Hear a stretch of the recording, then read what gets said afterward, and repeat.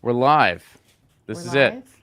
We're live. Sorry You're about the you're delay, folks. yeah. Sorry about the delay. We've had a little difficulties in the studio and with everything today, but we're coming at you live, and We it's are. Monday. It's It's Monday, Monday. and it's almost 2023. Are you And guys I okay? Can you? I don't I know how I think our feel about internet's that. working, right? I mean, the internet is a thing, and we are using it. Yes. I mean, is it working? Sure. I mean, I'm on board with that. Smash the like button. Smash the like button. Don't just push it, smash it. Don't harm your machine. Do a nice smash, not a Hulk smash. An abbreviated smash. I'm Ron Placone. And I'm Tina-Desiree Berg. Welcome to Status Coup, Monday, December 12/19. You already 19th. said that. Yeah, wow. Yeah. 2022. Almost 2023. Guys, we got a very special show for you today. So, as you know, there was the JFK document dump. That was not quite everything. But we are going to talk to Lamar Waldron. Lamar Waldron was called the ultimate JFK historian by Variety. Well, the Chicago Tribune said he is one of the best investigative journalists in the United States. Waldron, in his newest book, The Hidden History of the JFK Assassination, were covered by the Boston Globe, NBC News, the Chicago Tribune, the New York Post, the Guardian, the BBC, and UPI. He has been doing this work for over 30 years, folks. He has been Yeah. on everything. He has done documentaries about his work in Europe and Japan in addition. So we're going to have an awesome talk with him today about everything that went down with that document dump. So please welcome to the show, Mr. Lamar Waldron. How's it going, Great, Lamar? great to be with you Welcome. guys. So let's start. Let's kind of start from the beginning. Who killed JFK and why? Yeah. Well, as the the Warren Commission was only the first and least informed of 6 government committees, public government committees, no secret investigations, very public government committees. Warren Commission was only the first of those 6, and they were by far least informed. The 5th of the 6 official government committees to investigate concluded that JFK was probably killed as the result of a conspiracy. Hmm. And they pointed to 2 mafia godfathers, Carlos Marcello, the godfather of Louisiana, Eastern Texas, most of Mississippi, and Santo Trafficante, the godfather of much of Florida, based in Tampa, Florida, as having, quote, the motive, means, and opportunity, end quote, to have killed JFK. So they were exactly right. There was a third mobster involved as Bobby Kennedy's closest aide during 1963 and 64, as long as he was Attorney General starting in 63.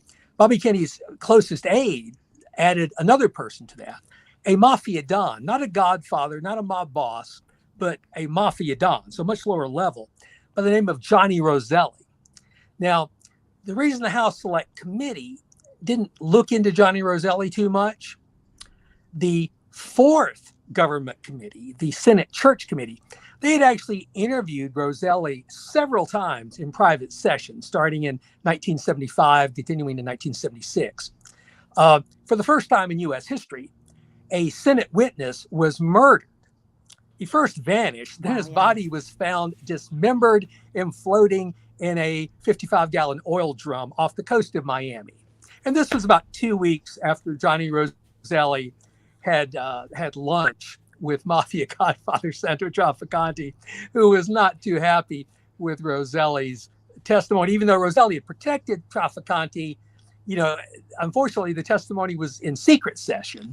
So, Trafficante Right. couldn't be 100% sure exactly what Roselli had said. So he wanted to make really sure Roselli didn't testify again. So as again, Bobby Kennedy's closest aide, a man by the name of John Nolan, and you can look him up in the history books. I mean, he was later a very distinguished lawyer, and during 1963, he was Bobby Kennedy's chief, assistant.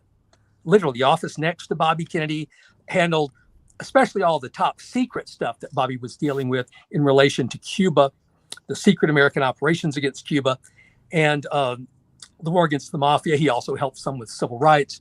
And so, as John Nolan told me, it was Marcello Trafficante, and Bobby knew about Marcello before Bobby himself was murdered, and we know that because Bobby told one of JFK's aides, Richard Goodwin, that Marcello had done it, and John Nolan, in addition to being Bobby's top aide during 1963 and into 64, before Bobby resigned as Attorney General and became a senator, John Nolan conducted a secret investigation for Attorney General Robert Kennedy, the president's brother. And so John Nolan wasn't guessing, when he said it was Marcello Trafficante and Roselli, because John Nolan also, kept up with everything. He was a very connected Washington insider, as you might guess Bobby's former assistant was. And John Nolan, when I spoke to him, he was a senior partner in Washington's most powerful law firm.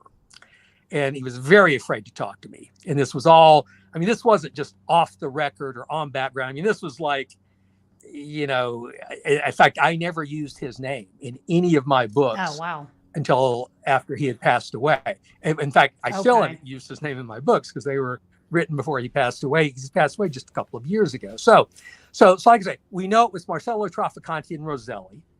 And they killed JFK for a very simple reason, starting when JFK was a senator and Bobby Kennedy was the chief counsel for what was called the Senate Rackets Committee.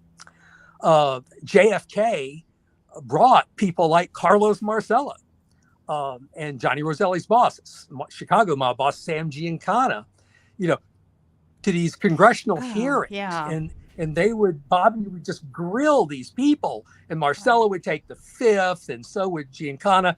The Mafia's banker in the 50s, 60s was a labor leader a corrupt labor leader by the name of Jimmy Hoffa, you've probably heard of. And when Bobby dragged Jimmy Hoffa would take the fifth sometimes, but he would just spar with Bobby. It was clear they just all hated each other. And then JFK became famous by going after the Mafia because the Eisenhower-Nixon administration wouldn't, because Nixon was in bed with the Mafia since the first time he ever ran for political office. And Eisenhower, who knows why he wouldn't go after Mafia. And of course, J. Edgar Hoover didn't want to go after the Mafia because they had compromising information on his personal life. So JFK rode these Senate hearings targeting these Mafia godfathers and their banker, Jimmy Hoffa, to the presidency. And then after he became president, he appointed he kept his campaign promise. He appointed his brother, Bobby, Attorney General, the highest law enforcement person in America.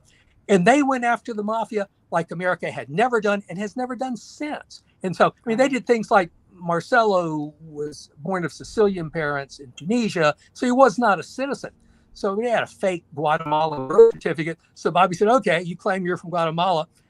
He had him deported and dumped in Guatemala. Guatemalan government kicked him out. So you had America's most powerful godfather, Marcello, because the New Orleans mob family is America's oldest and most powerful mob family. And so you had this godfather in his Gucci loafers, in his expensive tailored suit, going through the jungle after being thrown out of Guatemala with his mob lawyer, swearing eternal vengeance. And this is just a few months into the JFK administration. So Marcello was able to sneak back into the United States, supposedly with the help of his pilot, a guy named David Ferry, who was a CIA agent. And so these guys hated the Kennedys, and they told very close trusted associates by the fall of 1962 that they were going to kill JFK. JFK would not survive to re-election. Trafficante said that. Marcello said it 3 times before JFK was killed. And get this, Carlos Marcello gave a pretty detailed confession in 1985 to his cellmate, who, unknown to Marcello, was a FBI informant, and eventually even got a bugged transistor radio into their cell. So Marcello's clearest confession was in the prison yard. But in the cell, according to his cellmate, though I extensively interviewed, and I also talked to 2 of the 3 FBI agents involved, Marcello did talk about things like Marcello owned Jack Ruby's nightclub. In America, they always refer to Jack Ruby as a nightclub owner. Well, Jack Ruby didn't own that nightclub. Carlos Marcello owned that nightclub. Right. And he caught Jack Ruby stealing from the till. So Jack Ruby was summoned to Marcello's 1,000+ secluded estate outside of New Orleans that had its own private airstrip. And basically Ruby was told, look, you got to do whatever we tell you to do, even if it's going into a police station and shooting the most high profile, most protected prisoner in America. You've got to do that because we caught you stealing. Otherwise, you're not leaving here tonight and the alligators are going to eat your body. So Marcello talked about Jack Ruby, talked about not just meeting Oswald, but that Oswald worked for him. Marcello told 2 different FBI informants that Oswald worked for him in the summer of 1963, a few months before JFK was killed. Oswald's family was very mobbed up. His only father figure was a bookie for Marcello. Oswald's mother dated Marcello gangsters. So, but they all thought they were on the same team, because the CIA, before Kennedy was elected president, had been ordered by Vice President Nixon, who was running against JFK. The CIA was ordered to work with the Mafia, specifically people like Santo Trafficante and Johnny Roselli, and eventually Carlos Marcello, to kill Fidel before the November 1960 election. Didn't happen, but the CIA continued, without telling the Kennedys, to keep working with those same mobsters, not just until JFK was killed, but even after. All the while, those mobsters were not really working to kill Castro. They were taking the money and the arms and stuff and the ammunition the CIA was giving them to kill Castro. They were using that in their operation to kill JFK. So you can suddenly see why the CIA has been stonewalling every one of those 6 congressional committees ever since, because that would look really bad. You think? I wanted to ask you, you brought up, oh, sorry. No, I just wanted to say, I hope that answered your question as to who killed JFK and why. Well, there seems to be in this new dump, I wanted to ask you about, so this was a new name for me, Giancana, you said it properly, the Chicago mob boss. He seemed to have a keen interest in keeping Castro from taking over Cuba. And this seems to work back into what you're saying about this whole plot to assassinate JFK. So it's a relationship with the mob bosses, the CIA, and trying to get rid of Fidel Castro, but they have their separate interests. Is that about right? That's exactly right. And Giancana is a great person to bring up. So Giancana was not the godfather of Chicago. That was an older mobster. But Giancana, because the godfather of Chicago was an old guy, Giancana was the mob boss. So Giancana was Johnny Roselli's boss. Johnny Roselli was the Chicago Mafia's man in Hollywood and Las Vegas. I don't know if people know it. Younger people know it who don't have all this gray hair. Frank Sinatra and the Rat Pack. Have you guys heard of Frank Sinatra and the Rat Pack? So Johnny Roselli definitely was Johnny Roselli was like an unofficial part of that. I mean, Johnny Roselli, friends with Dean Martin, friends with Frank Sinatra. Johnny Roselli was very friends with Marilyn Monroe, very Hollywood connected person. So the CIA wanted to have the mobsters, Roselli, Trafficante, Marcello, and they didn't want to bring Giancana in, but since Roselli worked for Giancana, they kind of had to. They wanted the mob to just, machine gun Castro in an open Jeep. Castro did not travel in limousines. He traveled in Jeeps because he's a man of the people. And so that's what they wanted, a gangland style slang. But, the mob knew that the Cuban people, if they if Castro were killed in gangland slang, the Cuban people would never allow the Mafia to take over their casinos again. And so, which was a big deal. They were looking at things like poisoning. They like poisoning, things that would be much more subtle. And so that was a constant tension. But literally within a month, even before JFK was elected in November of '60, Giancana was already trying to use the CIA to cover up his other crimes. So they just, it's like once you get in bed with these career criminals, the CIA was just out of their league, basically. And they were manipulated and used like I say, literally right up until JFK was killed and even after. And so that's one of two big reasons the CIA has had to cover up things from every one of those 6 committees and is still covering up so much today. Well, before we get into more on, go ahead. I'm sorry. I was going to add one more thing about Sam Giancana. So Bobby was pressing Sam Giancana very hard. And so he had him under like where they would have FBI agents within 20 feet of Giancana when he would go to a restaurant, when he'd go to play golf, when he'd go to a nightclub. And so, that was essentially neutering this mob boss when the FBI is shadowing you. So Giancana could not have any kind of an active role in JFK's murder, but his man, Johnny Roselli, was the CIA's #1 guy. Johnny Roselli, using a cover identity of Colonel Roselli, the largest CIA station in the world outside of Washington, was not in Moscow, wasn't in East Berlin. It was in Miami, Florida, because of all the operations against Fidel. Johnny Roselli could walk into there anytime. And one of the big groups of files, still not released, the FBI was tracking Roselli, but all the files about Roselli, FBI files about Roselli, end whenever Roselli goes to Florida to work for the CIA, including all the files from the fall of 1963, including the time in the fall of 1963 when Johnny Roselli met with Jack Ruby in Florida. So, that's just one example of the files. The other files, as I mentioned, the tapes of Marcello talking about Ruby and Oswald, those tapes have never been released. The transcripts of those tapes haven't been released.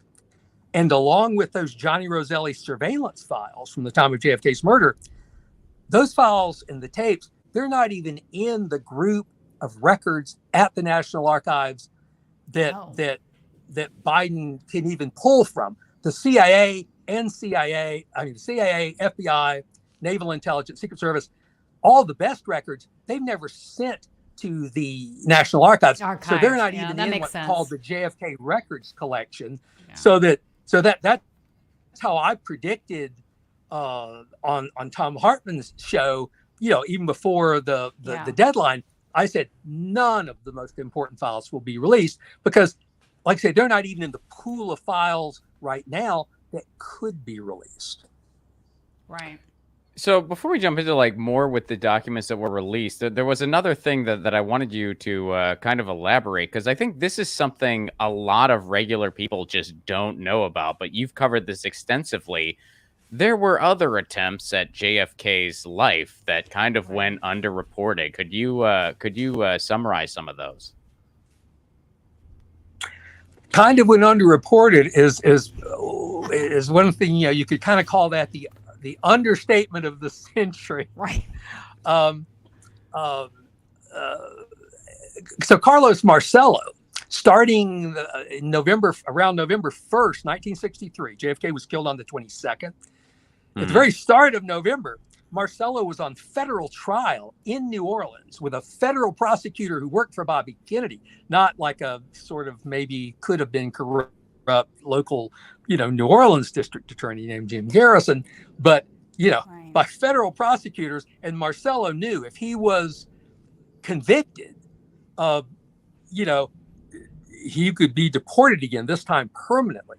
And so the Mafia had one plan: shoot JFK in a motorcade, just like the CIA thought the Mafia was planning to do with Fidel. And we even know where the CIA thought the Mafia was going to kill Fidel.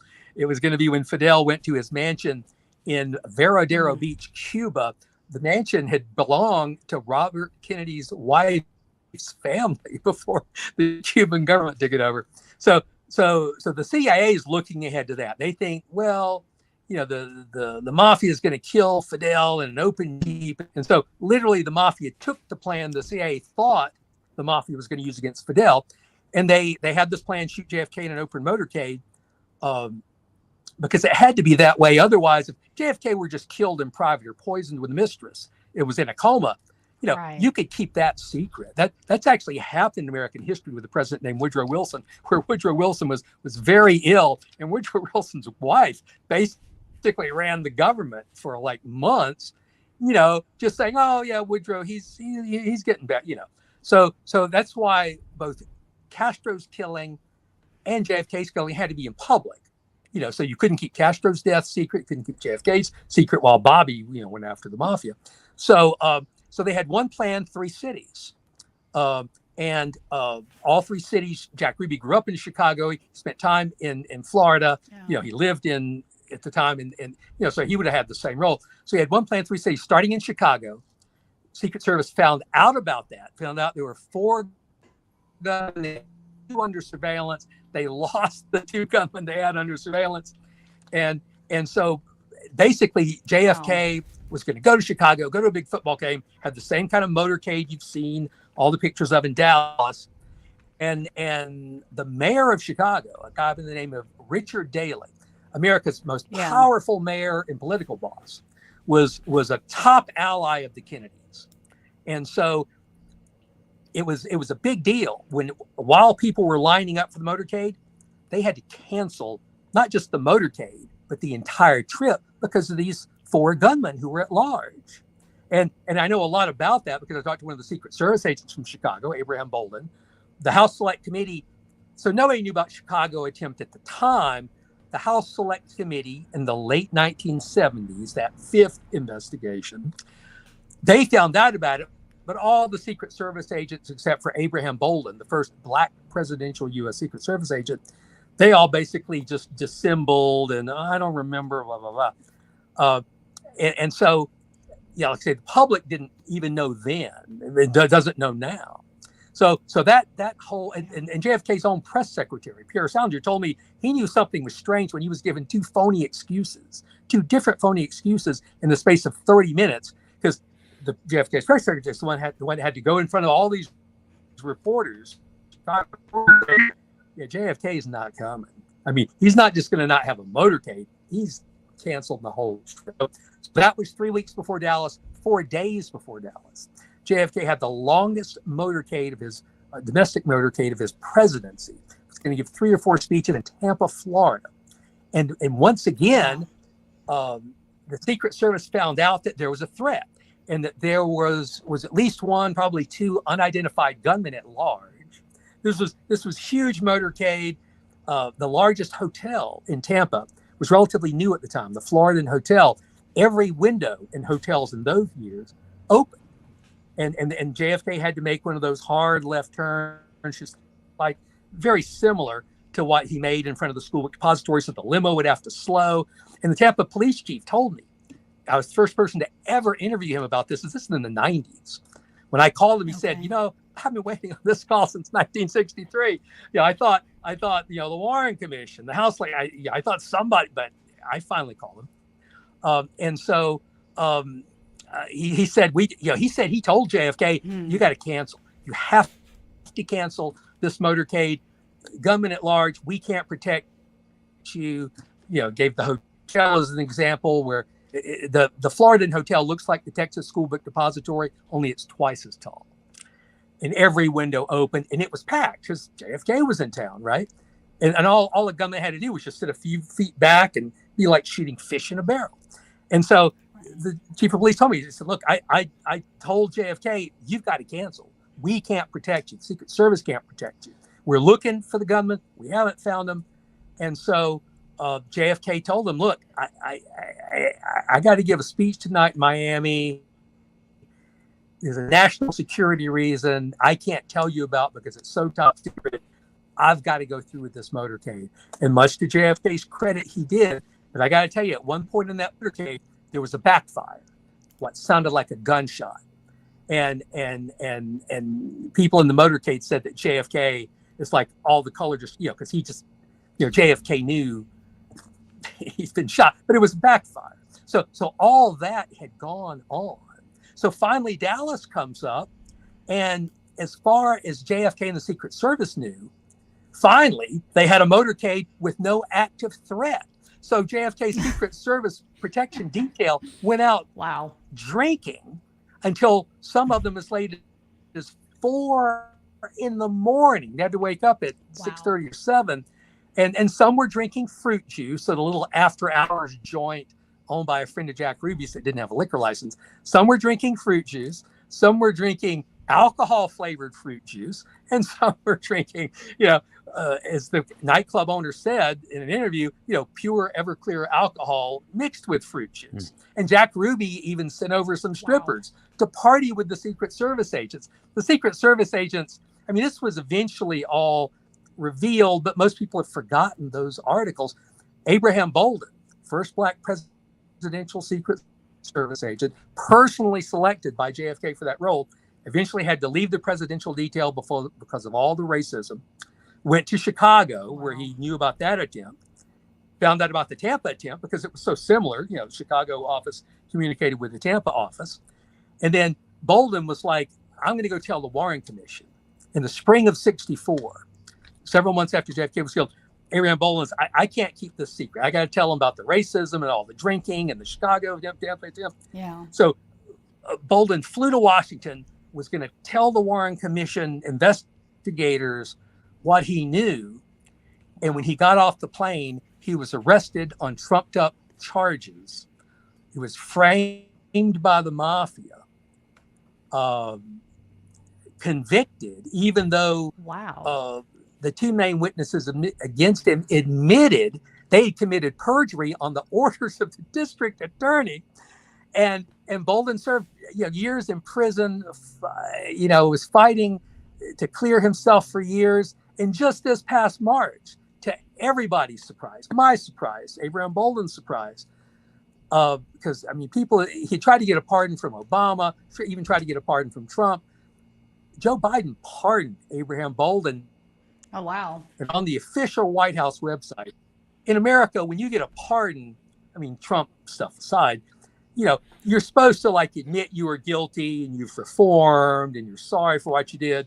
The official White House website announcement of Bolden's pardon basically says, Bolden was framed. He was framed. He wasn't guilty, which is just, I've never seen that, on a White House announcement. So that gives me a little hope. So and this brings up another important point. So the Secret Service obviously knew about the Tampa attempt. The FBI was, because it was all hands on deck. Every federal agency was trying to help protect JFK, right? Because he was going to go ahead with this motorcade. So the FBI knew all about it, even though they usually don't do presidential protection. They find criminals, so they were looking for those gunmen. The CIA certainly knew, because Florida had a lot of pro-Castro people and anti-Castro groups, and then even naval intelligence, because Tampa is a port, naval intelligence, we know they were informed. So if any of those organizations had told the Warren Commission about the Tampa attempt, everything would have been over. You guys and I would not be talking today, because Oswald didn't have the money for a plane ticket to Tampa.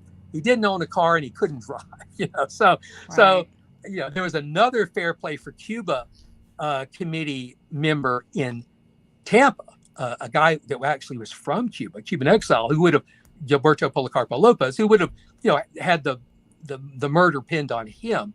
So what I'm getting at is here, to keep it secret from all 6 government committees, the Secret Service and the FBI and the CIA Naval Intelligence, they all had to coordinate, because if any one agency had told one of those committees about it. So I eventually told the 6th committee, the Assassination Records Review Board, authorized by a unanimously passed act of Congress in 1990, the JFK Act. It created the JFK Records Review Board of distinguished historians and judges, and they hired a staff, and all the agencies were told, don't destroy any more records after 1992. Keep everything, give it to this review board. Yeah. So I wrote to the review board and said, hey, you guys probably don't know about the Tampa attempt, Chicago attempt, the secret naval intelligence investigation of Oswald that essentially cleared him. And I told them in writing. 3 weeks after they got my letter, the Secret Service told them, we just destroyed all of the records covering the time of the Tampa and Chicago attempts. Even though the law said we were supposed to preserve them. Why would they do that? We just accident.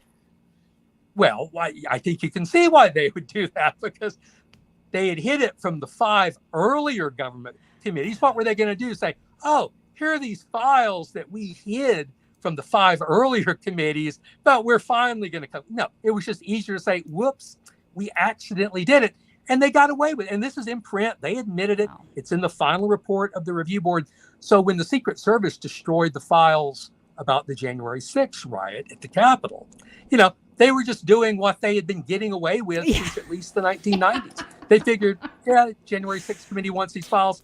We'll just destroy it.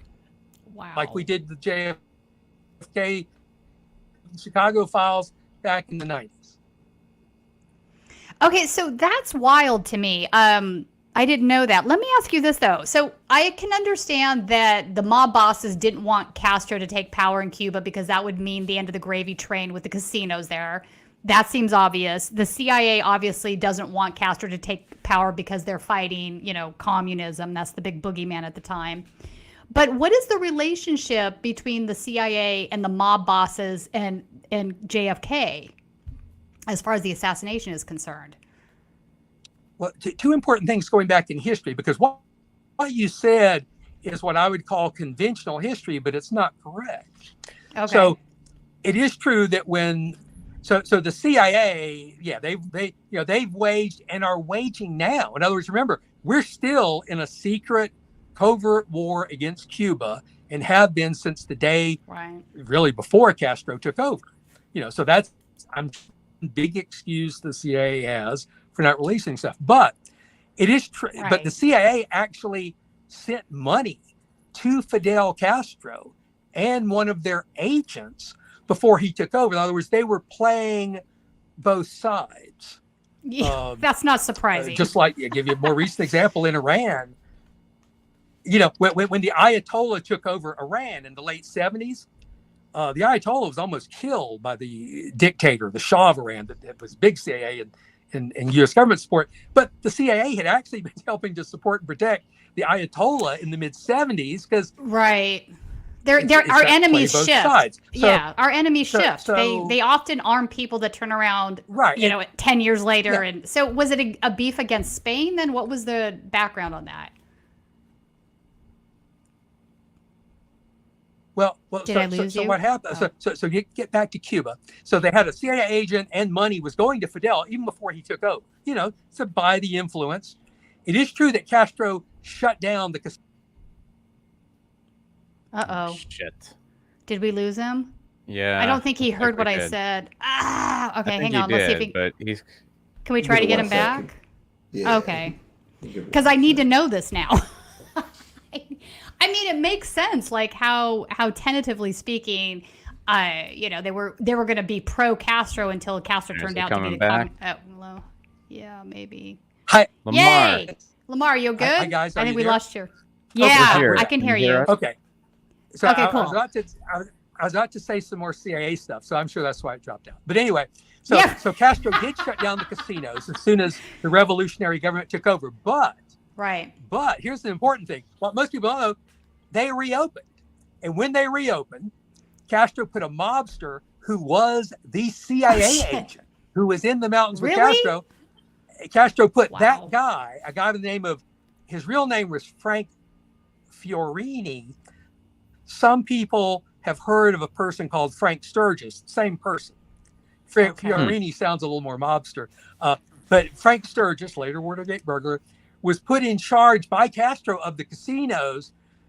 So they were allowed to reopen, and as long as they gave Castro's government a cut, that was fine. And so, so they stayed. Those casinos stayed open for another, I think a year and a half, almost 2 years. The French Mafia, part of the French Connection heroin network, they kept a couple of nightclubs open until at least 1962 or 63.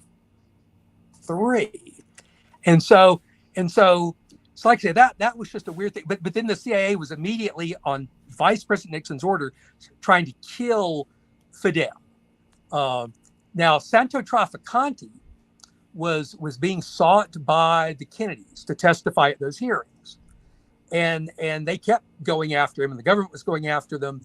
And so Trafficante was detained by Fidel Castro, but he cut a deal with Fidel Castro, the intermediary. Okay. So Marcelo sent Jack Ruby to relay messages to Trafficante and some people in the Cuban government, and they worked out a deal. I mean, Trafficante wasn't in a prison; he was in kind of a guest house, and his daughter got married in Cuba, and he was allowed to go to. So Trafficante cut a deal with the Cuban government to let him transship narcotics, because Trafficante's father invented the French Connection heroin network.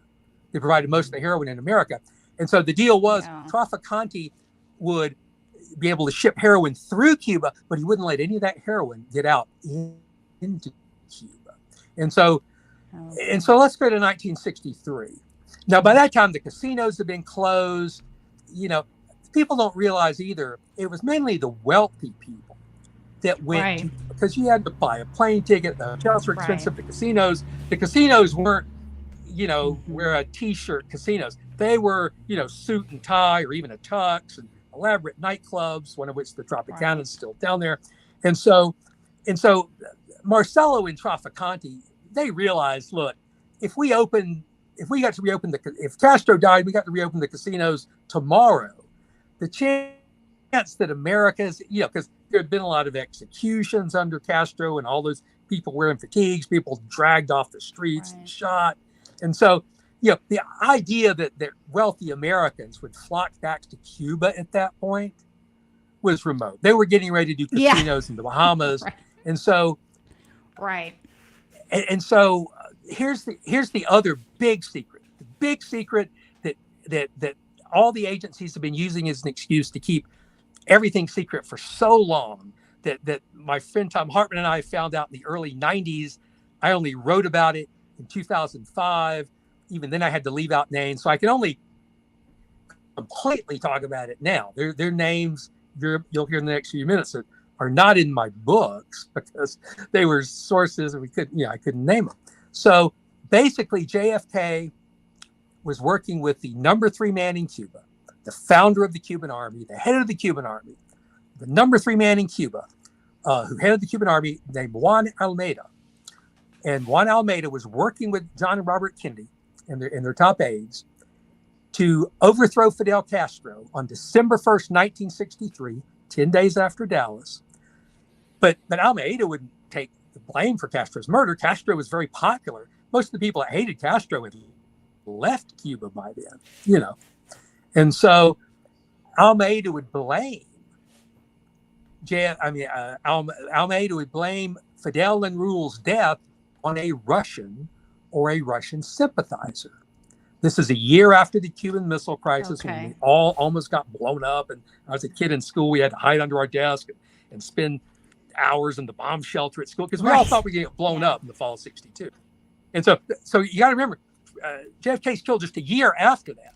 And so that's why this plan could never be real. Not even after Castro was dead, not a year later, not 10 years later. It was always supposed to look like some dastardly Russian or Russian sympathizer had killed Fidel and Raul, and JFK just reacted, well to this unexpected situation, and that was supposed to be secret, like I say, forever. And Almeida had agreed to work with 5 Cuban exile leaders, approved by the Kennedys, to form a coalition government and eventually have democratic elections in Cuba. The Mafia would not be allowed to reopen their casinos, and the Mafia was banned from this ultra top secret coup plan. So the Mafia had nothing to gain by letting the coup plan go forward. If it had worked, Castro, Raul are dead. Commander Almeida's running Cuba, coalition government, they don't get to reopen their casinos. In the meantime, like I say, Marcelo's on trial. Johnny Roselli's not a citizen. He's subject to deportation. Trafficante's family members are being prosecuted. The week JFK was killed, the New York Times ran a week-long series of articles, all leaked by Attorney General Robert Kennedy, saying the Justice Department under Robert Kennedy is getting ready to go into Las Vegas, run the Mafia out of Las Vegas. So, where's the Mafia going to go? They don't have Cuba. They won't have Vegas. So their backs were totally against the wall. But they knew that plan was so top secret. If they could take a few parts of that plan used them to kill JFK, then not just the CIA, but the top people in government, including President's own brother, Attorney General Robert Kennedy, would be forced to cover up a lot of information, not to protect the killers, but to prevent World War III just a year after the Cuban Missile Crisis. So even down to things as small as the bullets found in Oswald's rifle after the assassination, the guy who sold that bullet, there's only one guy in Dallas that sold that particular kind of bullet. He's in FBI files before the assassination saying, I just heard there's a top secret plan to invade Cuba, around December the 1st. And boy, I think I can make a lot of money on the stock market. This is the guy who sold the ammo. Needless to say, you can see how just little things, So that's one other big reason, because Bobby Kennedy knew that someone in the CIA working with the Mafia had killed his brother. He told the CIA director that just 2 hours after JFK died. There was a new CIA director, John McCone, who'd taken over after the Bay of Pigs fiasco. And Bobby told him. There was a reporter working on a book with some of these Cuban exiles, including one that had worked with Trafficante. And Bobby told the journalist working on the book with that guy, one of your guys did it. So Bobby knew right off who did it, but he couldn't say, oh yeah, we were getting ready to overthrow Fidel, and and you just couldn't say that. Bobby couldn't say it then. He couldn't say it 5 years later. Even people like John Nolan, Bobby's top aide in '63, couldn't say it in public, 30 years later. And that's why I had to wait. I waited 2 years after he died, to even ever say his name. And his name is not in any of my books, but I refer to a close Kennedy aide in my book. So if anybody reads those, that close Kennedy aide was John Nolan. And John Nolan had several interesting things. But so I have a few pages of the plans that a top secret subcommittee of the National Security Council, at the direction of Bobby Kennedy, starting in September, 2 months before JFK was killed, were making secret plans for what to do if Fidel found out about the coup plan, and preemptively or postemptively retaliated by assassinating an American official. So most people don't know that for 2 months before JFK's murder, these top officials were making plans. Well, what should we do if, say, the American ambassador, this is the example that John Nolan gave me. What if the American ambassador in Panama is killed on the street one day? How do we know that's not Castro telling us, oh, I know what you're getting ready to do to me, so I got one of your guys first?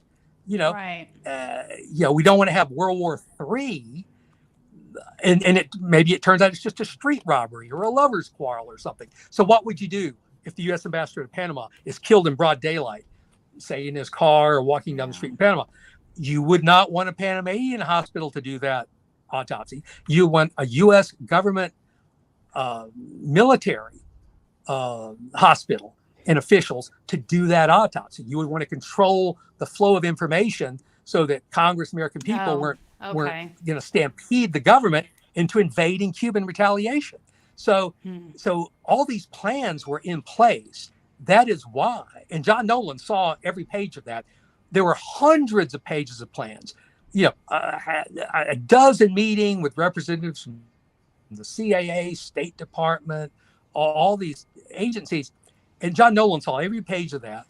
And that's why JFK's autopsy was not done in Dallas. His body was flown all the way back to Washington, to Bethesda Hospital. It was military personnel that did it.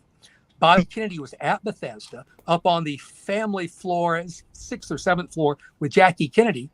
But he was on the phone with John Nolan, who was just outside the autopsy room with an open door. And Bobby would give his orders to John Nolan. John Nolan would put the phone down and relay them to Admiral Berkeley, JFK's personal physician, who would then relay the orders to the Bethesda Naval Hospital head, who would then give the orders to the autopsy physicians. And John Nolan confirmed something for me that had no one's ever confirmed before or since, but there's a lot of information. So JFK's body at Bethesda was very different in a couple of respects than it was when it left Dallas. First bullet that hit JFK entered his throat. Small entrance wound at Parkland Hospital. While the doctors tried to save JFK, they made a tiny tracheotomy incision in that tiny throat wound. Okay, and it was very small. Yeah. Shit.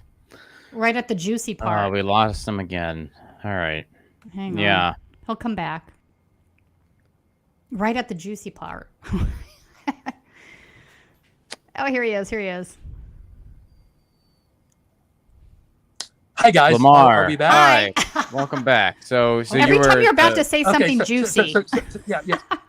Right. So when JFK's body was in Dallas, small, guns, because I'm in the South, we grow up with guns. Bullets make a small entrance wound and a big exit wound. They enter small, that soft lead expands, and they exit big.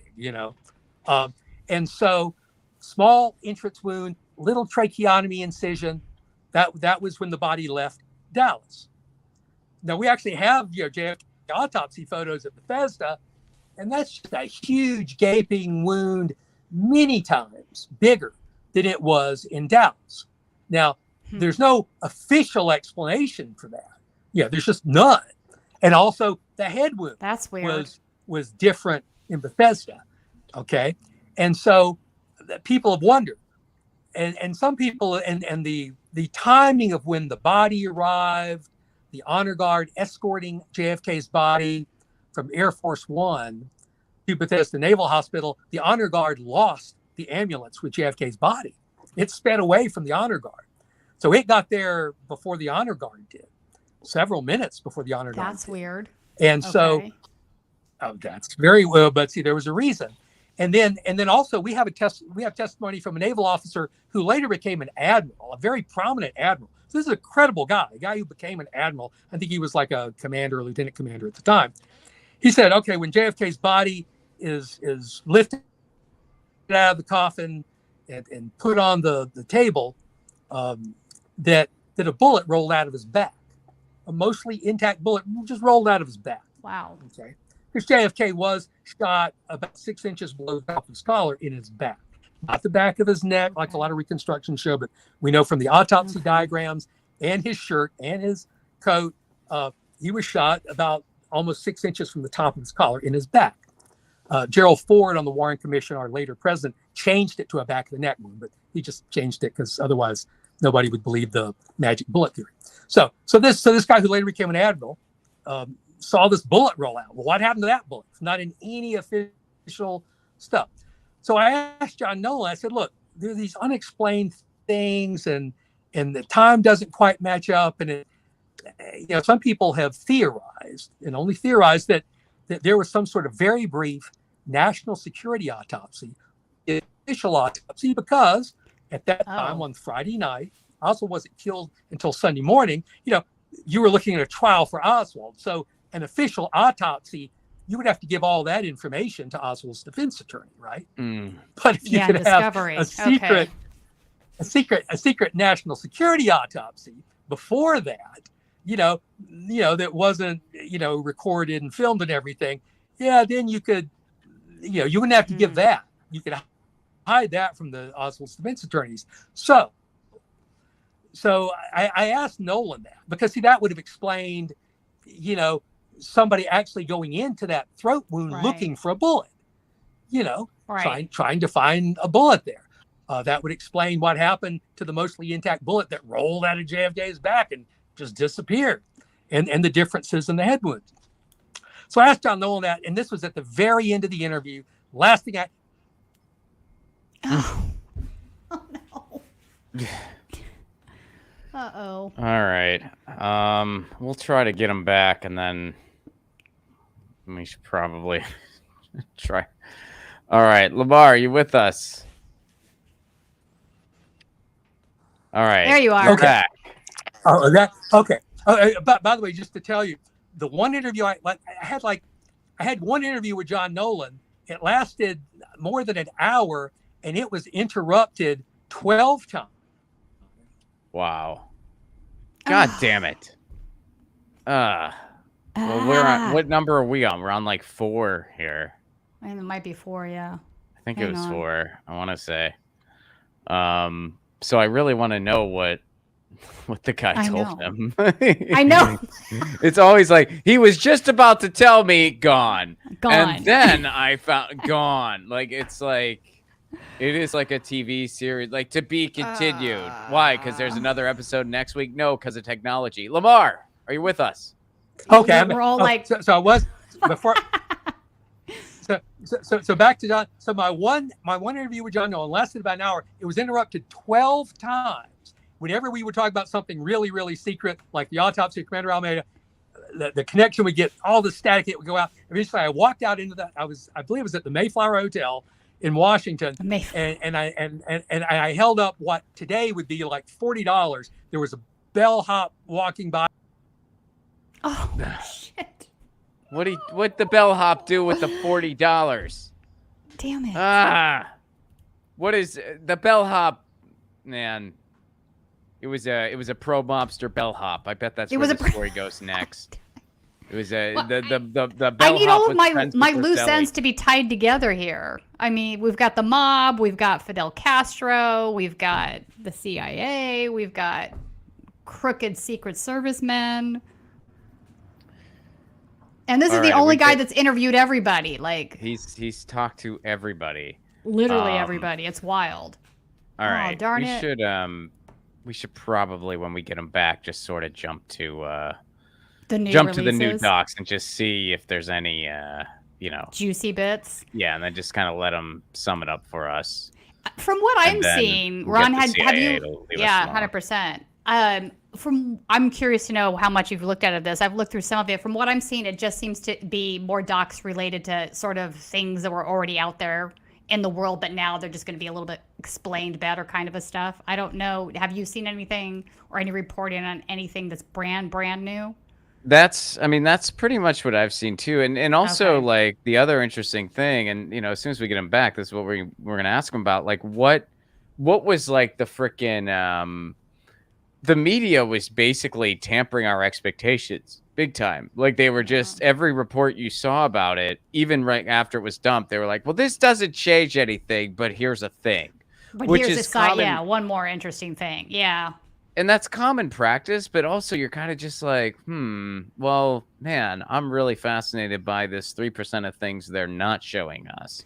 Yeah, I mean, there's some stuff there that's wild. Like, so one of the things that I read that I thought was interesting is there was a document discussing Oswald's time in Mexico City, and in it they discussed that the United States was running a secret telephone tap center in Mexico City that the Mexican president knew about, but not Mexican law enforcement.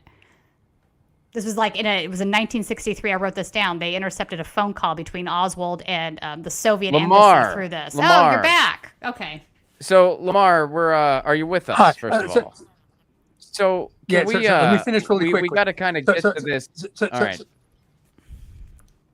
So in any event, after my 12 interruptions with John Nolan, I basically bribed a bellhop $40 to bring me a telephone from another room. And after I plugged in that telephone, I had no more interruptions. It was fine. So it is very ironic that this is only the third time I've ever mentioned John Nolan's name in public. So, oh no! Third and last, I guess. This will be the last. They were just like, after you do it the third time, we're cutting your net. We don't care what show you're on. What is happening here?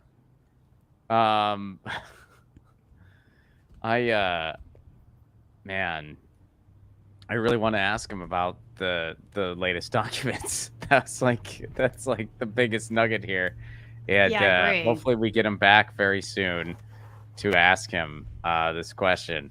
But there's some people in the chat are like, this really is incredible. I know, it's weird, right? This is why we need municipal broadband, folks. Municipal broadband is talk about JFK all you want, friendly. All municipal broadband projects are talk about JFK as much as you want. We're okay with it. Which, speaking of which, since we have a little bit of downtime until he gets back, I will make a few announcements. First of all, We are in the final countdown on digital rights. This is the last week. Now they're speculating that there's a chance that it could be the antitrust bills, OMA and ACOA, could get attached to the must-pass omnibus bill. That's our hope. That's our Hail Mary. Go to BidenPromise.us and please help. We got to go down kicking and screaming. Lamar, are you back? Okay, what to make? God damn it! Now they're just fucking with us. This is how Ron. This is how conspiracy theories get started. I'm just saying. Well, run with this. They're fucking with our interview. It's not a conspiracy. I'm living it. He's just gonna start blipping. He's just gonna be able to say one word at a time. And he's like, the docs were okay. And it's like, well, what all was in them? Hold on 1 second. I have a package from Amazon. It's the holidays. Lamar, it says he's in studio. Maybe he's going to be back soon. Anyway, guys, go to BidenPromise.us and please fight for antitrust. You want stuff like this to not happen? We got to start breaking up big tech. See? You're seeing it firsthand how these things connect. Firsthand. So I was reading this one article though that was talking about this Mexico wire tap or secret telephone tap center, and it was sort of discussing that one of the big reasons the CIA was withholding these documents for so long and fighting this is because they didn't want the world to know how it is that they do business. So it's probably a bigger conversation than just the relationship with the mafia, et cetera. Things like that. Didn't George W. Bush say something like that in all of his infinite wisdom? Yeah, George W. Bush was all like, "Well, it's important we don't tell you how we get information." You cook. You don't remember that? Oh yeah, I do. Now that you mention it, I do remember that. Yeah, that was one of his finest gems. One of his. I gotta put food on my family. We should do a rundown one day of all the ridiculous things that he ever said. But I think that that's sort of a valid point that they would be fighting it for this bigger picture thing alone. I don't know that it explains everything, but it is, I think, part of the conversation. Yeah, I think it's just honestly, and again, like we kind of talked about this last show. The reason I really believe it's so valuable to really find out what went down is because when you look at it through the scope of American history, that was a huge turning point. And when they took him out, and I'm not sitting here saying JFK was perfect. Of course he wasn't. Right. But he was a guy who really did have some foresight, FDR style. He was a guy who was critical of things like the secret services. He was critical of the Fed. He was critical of the banking systems. He was really critical of the fact that we didn't have universal health care. Right. I think that, had he had a presidency, we could be living in a much different country right now. And I dare say it would be a better one. Coulda, woulda, shoulda. We'll never know for sure. But I do think like this was a significant moment in the history of this country, not for the better. Lamar I agree with you there. In studio. Colin, what up? Is this Lamar? Lamar, until we gotta get to this. So let me ask you real quick. First of all, let me make sure we have you. Do we have you? God damn it! That is, man. I feel like I think Colin's mad that we made fun of his cat ears too much, and he's fucking with us. That's the only explanation I have left at this point. Colin, are you doing this? I hope not. Well, you're not wearing your cat ears today. I can't help but notice. I did. I finally got a replacement headphones. Finally. All right. I'll see if I can get a backup solution here. Okay. Just a minute. No, go ahead. So while he's doing that, should I read part of this? So this particular document, I don't know, really interesting. So it's written more than a year before Kennedy's assassination. The memo tells us nothing about that event, meaning the JFK assassination, but it does reveal the extraordinary lengths to which the officials running Operation Mongoose were prepared to go to achieve Kennedy's desired results. So this is a quote from the memo. Arrange for caches of limited Soviet Czech arms to be discovered, quote unquote, discovered in selected Latin American countries, ostensibly smuggled in from Cuba. So this is just like a really good look at how the CIA runs their affairs. Like so many times they've been involved with overturning democracies because they didn't think they benefited the United States or weren't in the best interest of the United States. And this is just kind of spells out so many examples of them doing that, right? So now we're gonna raise for caches of limited Soviet Czech arms to be fakely discovered, right? So they're planning them in selected Latin American countries, right? And then we're gonna accuse Cuba of doing this. You see what I'm saying? So they're creating this narrative that's not reality, doesn't exist, but they're doing it because they want to control the situation. Well, yeah, I mean, dude, and it's not just like, it's not just it's all over the world too. It's not like it's just, like South American countries and stuff like that, and countries near the United States where they, like they're more poor than us or whatever. So we certainly don't want them to have any type of socialism or anything like that, because then we might want it here. So we better stop it. Look at what they did in Australia.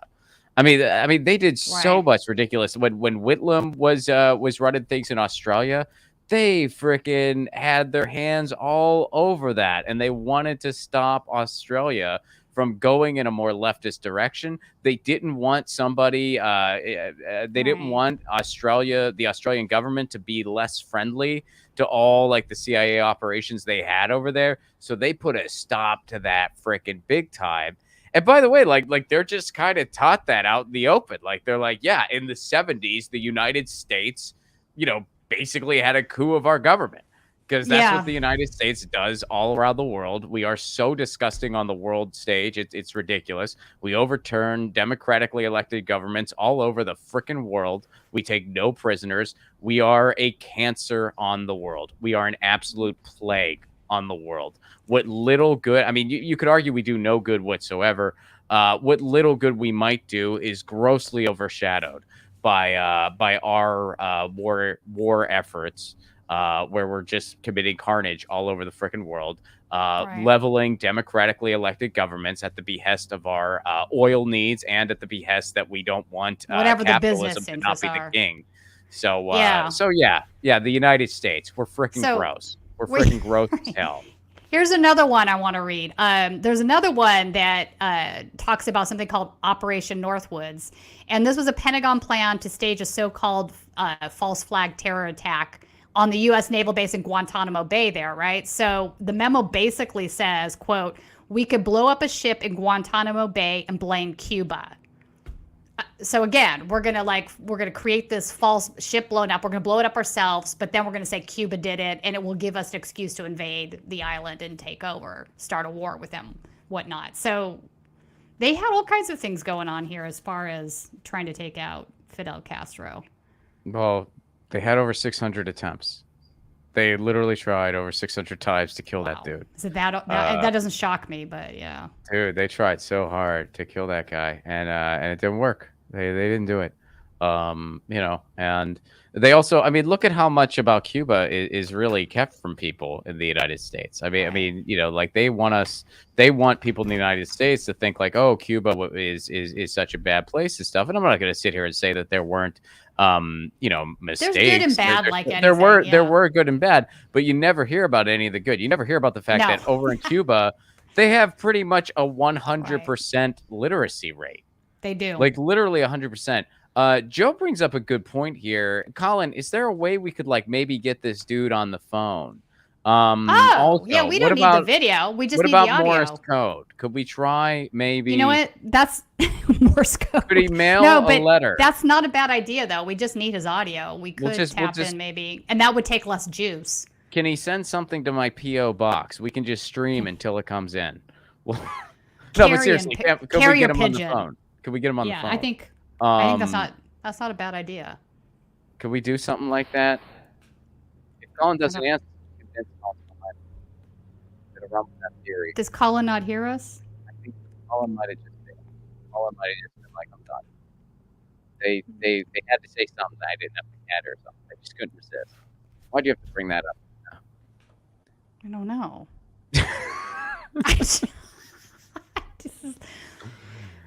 Is Colin? Colin, where are you? Is Colin here? Colin, are you here?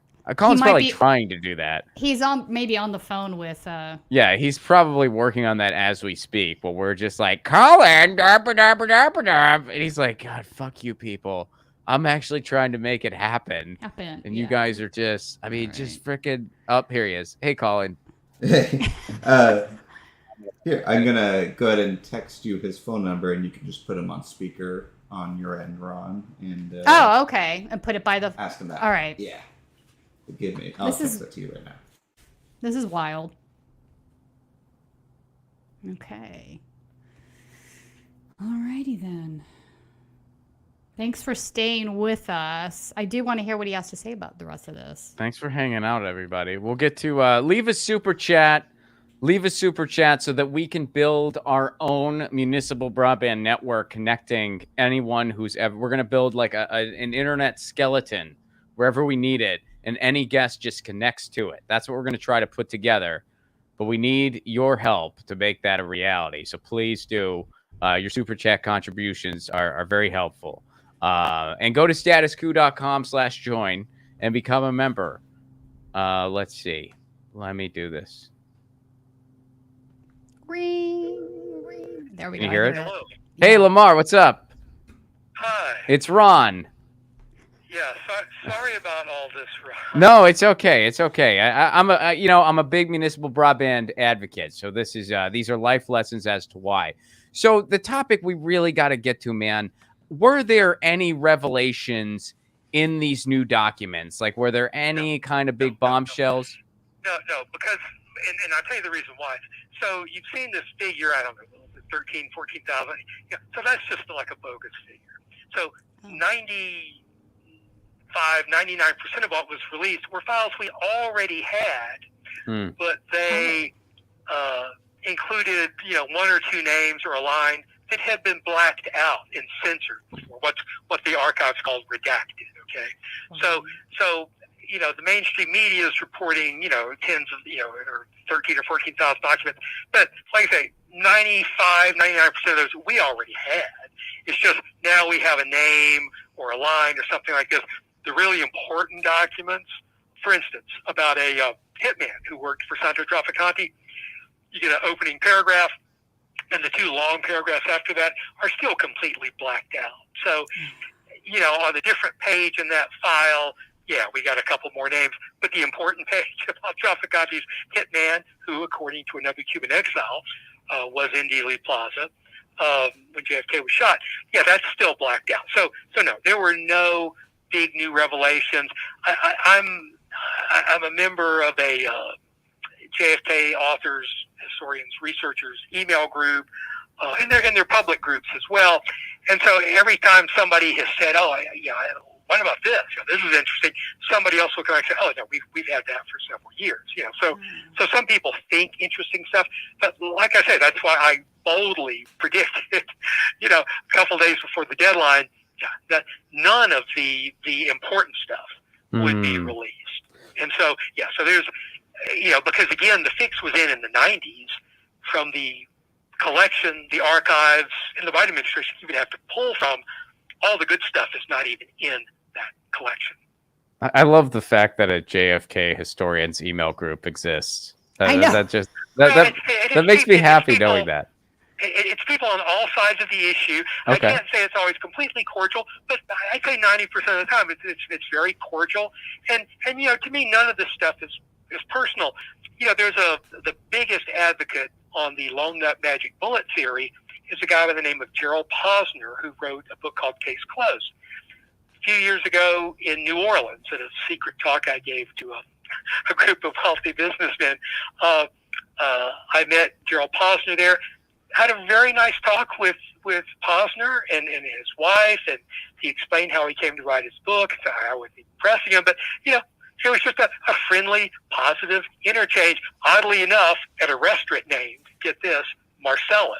But to me, this isn't a personal, different experts on different sides of the issue can most of the time have cordial conversations and share information, because everybody, even Gerald Posner, he wants the files released. He thinks he'll prove Oswald acted alone. I know just the opposite. So And by the way, just to let you know, and your listeners, and it is just so funny, that my interview with John Nolan went a lot like this one. So John Nolan did confirm to me that there was a brief national security autopsy before the official autopsy, and we know because he was there as Bobby's man. And he said, because he and I have been talking about this, Cuba contingency plans for what to do if an American official is assassinated. And he said, it was because of all these national security concerns we had about the coup plan and these other contingency plans that they had literally been making. So to him, that was nothing, there was nothing sketchy there. I'm confident all of the missing autopsy tissue samples, etc. Those are well done. It's getting hard to understand him. And so JFK's brain was probably buried. His grave was probably in 1967. So again, from someone like Nolan's perspective, there was nothing unusual about that autopsy. It was just a matter of national security.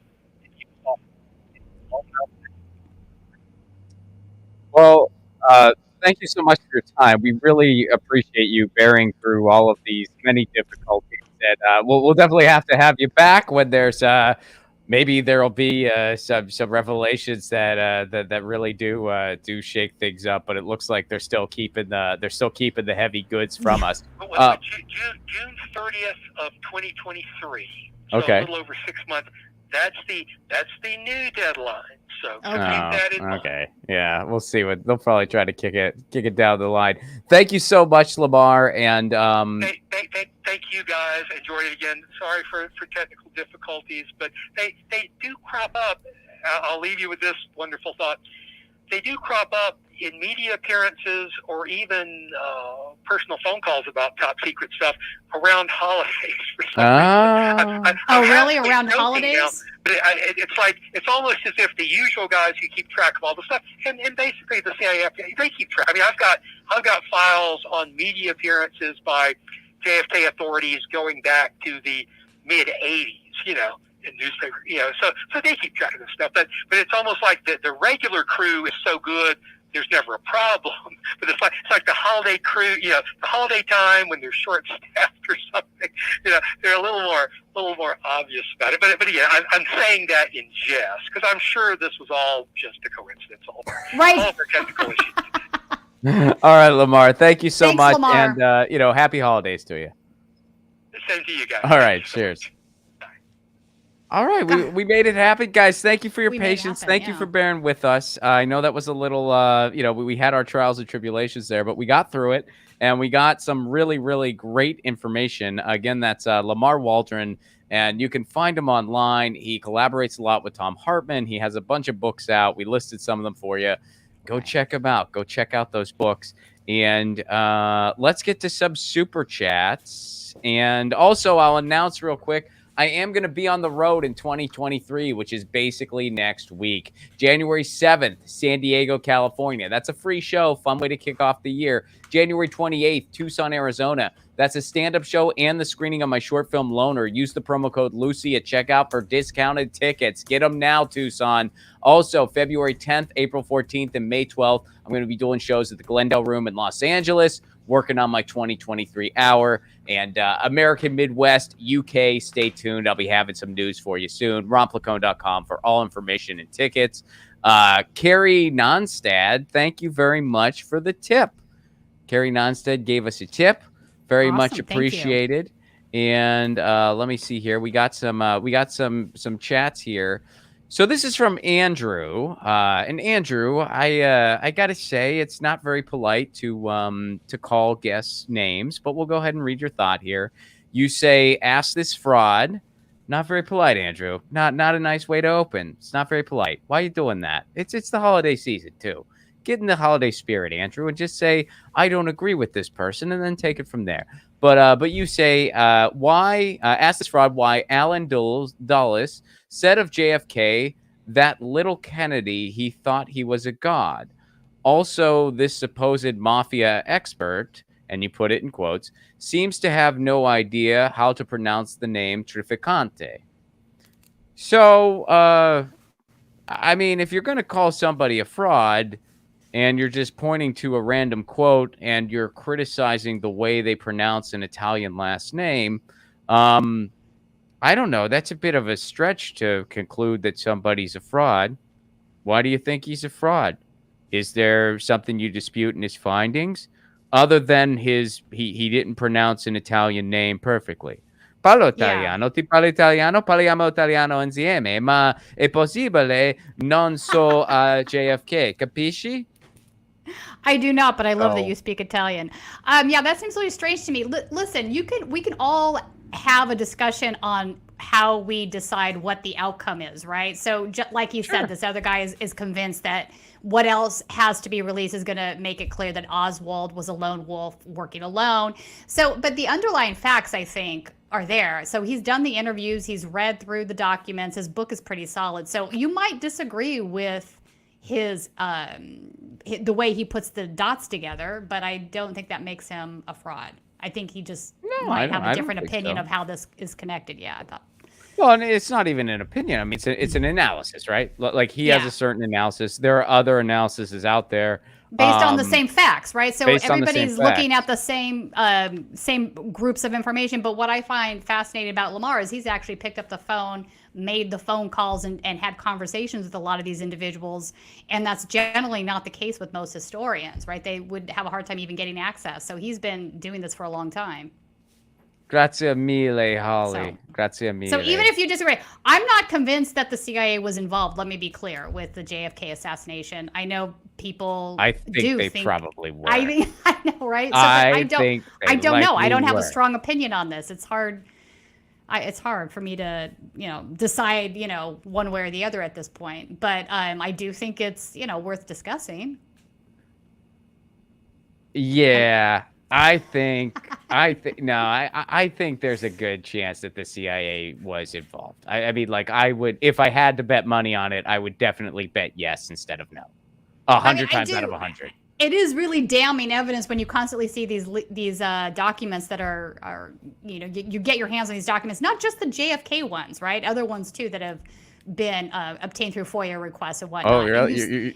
You think the CIA did other shady shit? No kidding. Please tons, continue. yeah. So I mean, it's not out of the world of possibilities, right? I mean, even with these ones, they're talking about doing false flag bombs on their own ships and to blame Cuba to make it a viable means for them to enter the country. So it's not. I don't think it's out of bounds for people or wild conspiracy theory for people to think that. That's what I'm saying. No, I just don't totally. know. I hear I you. just don't know. I don't know definitively. I don't think anyone does. I would say, I mean, honestly, I think, the mob and the CIA in cahoots is very, very likely.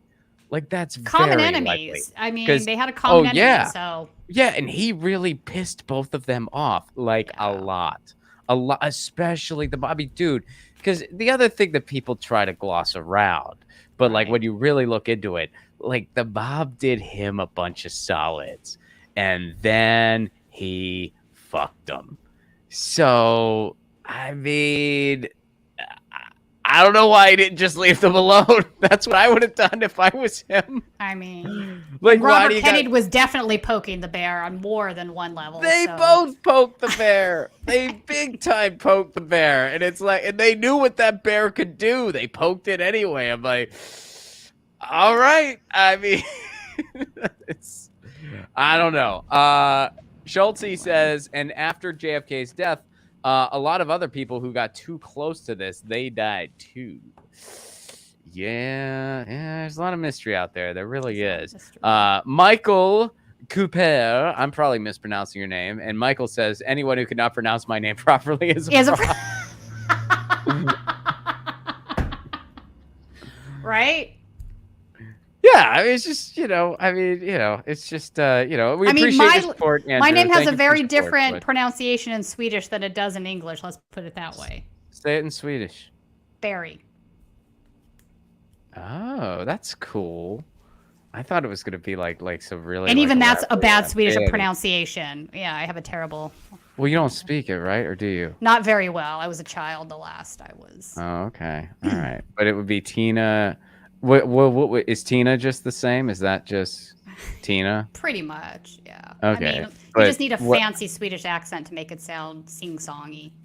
what do you do with Desiree? Like, I need to invite my goes aunt on the there? show and have her say it. Oh, okay. Is Desiree just the same, or is that different in Swedish too? So there was actually a queen of Sweden who was French, which is where that comes from.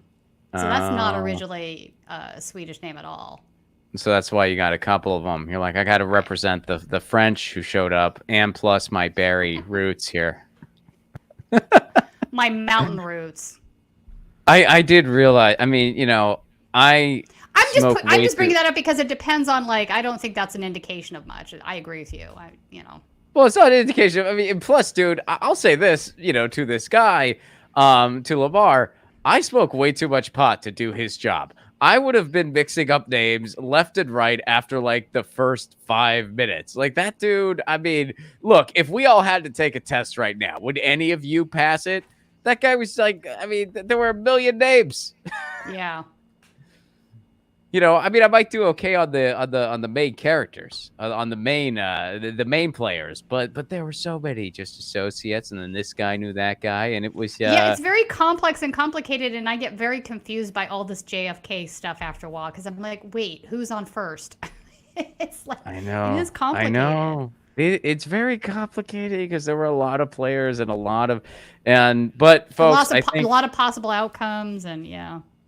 Well, I Anyway. think it was kind of like, it was sort of like the Kurt Cobain thing that I was talking about where, like, I hope it's not this, but it looks like it was. It looks like it was just basically, and the media had already been planting those seeds. They had already been like, this won't change anything, but here's a little thing that you might want to look at. It's interesting.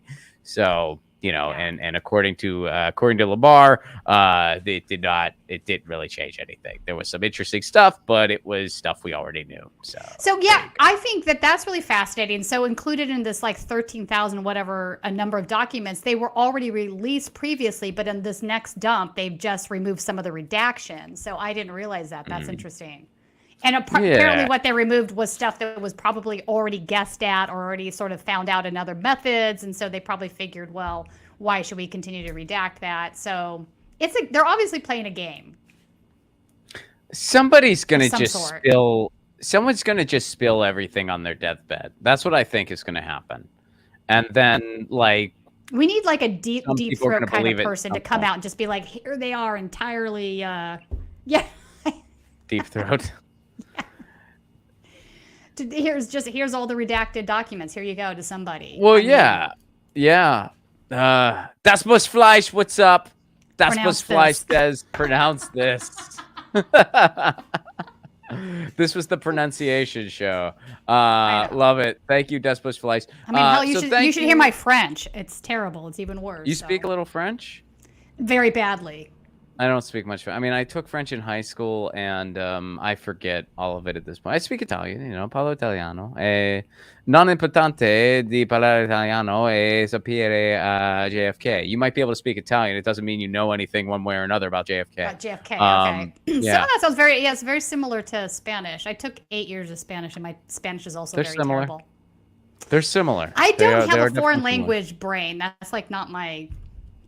I have a difficult time with it. Like my dad. We've talked about this. Yeah. We've talked about this. I just don't think you found your language yet. I think there's something out that you just haven't found. I mean, because I feel like for languages, like everyone naturally has sort of like a knack for it because we're social beings. But you have to like really want to learn it. Either you have to be in a situation where you have to, or you just there's have that. to, I think if really you're dumped into the it. country and you have to, get by, then that would make it. I've never been in a situation with any of these languages where that was necessary, so that's probably part of it. If I moved to, Spain or another, country that Spanish was the native language, I'd probably be able to pull all of that stuff out of my recesses. But I find myself doing.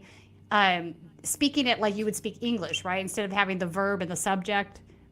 So it's different, right? The sentence construction, like it is in Italian, right? And I can't do all that and then conjugate the verb in my brain before it comes out. It's just like. Well, I mean, you'll mix it up, and I mean, you only get better by totally mix speaking it it. up. But it's one of those things like when you're speaking to someone in the country, they're gonna know what you're saying as long as Oh, you just have, 100%. Yeah. I mean, because like a lot of times when people speak English and English isn't their first language, they'll like mix up a word here and there or say like a Right. word first that usually and goes you'll still second. know what they're trying to say. You Yeah. know So, what they're trying yeah. to say, yeah, I so can get by, but I mean, after 8 years, I should be a native speaker, and I'm not even close. Like, no, terrible. I won't even embarrass you by even saying a sentence.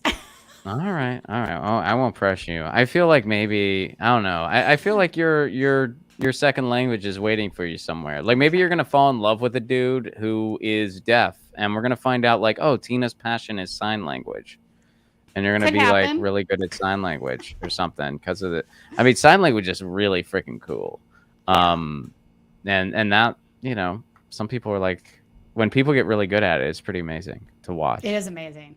Like it's just freaking amazing. It's so cool. I almost wanted to take it in college, but I really wanted to take Italian, and I couldn't take 2. That was just too much. So Right. yeah. Anyway, I think we covered it, folks. There you have it. There you have it from Lamar Waldron, complete with tech issues and CIA interference potentially. And I think we got through it. And that concludes today's show. We really wanted to do a deep dive with this guy, and we did.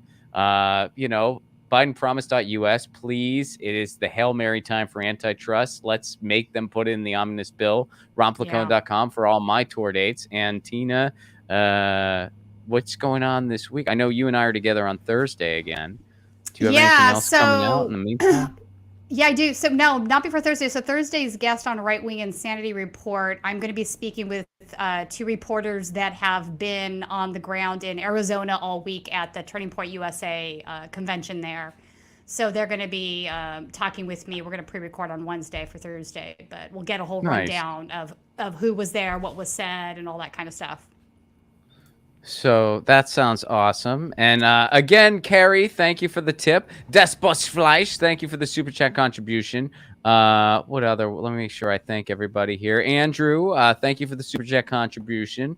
Although, please refrain from name calling in the future. It's it's a better look not to do that to a guest. And we have one more. Where was I lost the last one. We had Michael. We had Desposfleisch, Michael, Carrie, and Andrew. And thank you guys so much for your support. You help keep this show on the air, and much appreciated. I will see you tomorrow. I'll be doing the show tomorrow, and I'll be here with Tina on Thursday. And I guess we're still waiting for the truth on this one. Yep. Someday we'll know definitively exactly what happened. And only a handful of people will actually believe it anyway. I know at this point. I mean, yeah, like we're not going to, I mean, at this point, they could just really drop the entire truth and they wouldn't have anything to worry about. Because like some people would just be like, oh, that's not legit. Other people would be like, yeah, it is. I mean, we live in a post-fact universe. We do. So they might as well not keep anything from us at this point. Just be like, here you go. Yeah. Oh my God. So true. All right, y'all. Peace. This has Peace. been Status Coup.